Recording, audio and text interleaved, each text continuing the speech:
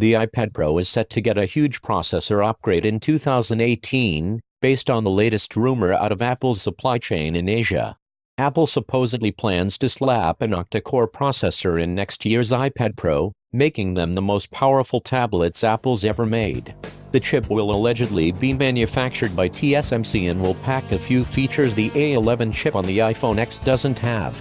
The super-fast new chip will supposedly be named the A11X Bionic chip, according to the Chinese site MyDrivers. Citing industry sources, the site claims the 8-core chip will pack 3 high-performance Monsoon cores and 5 energy-efficient Mistral cores. For the iPhone X and iPhone 8, Apple created the A11 Bionic chip that comes with 2 high-performance cores and 4 high-efficiency cores. The powerful chip took Apple 3 years to design. The addition of 2 more cores will undoubtedly give the 2018 iPad Pro some huge performance gains.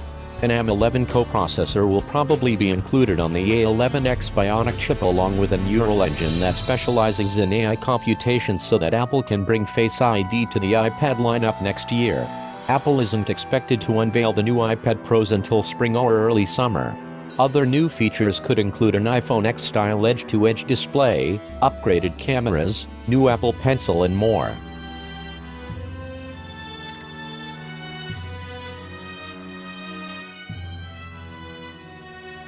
The iPad Pro is set to get a huge processor upgrade in 2018, based on the latest rumor out of Apple's supply chain in Asia.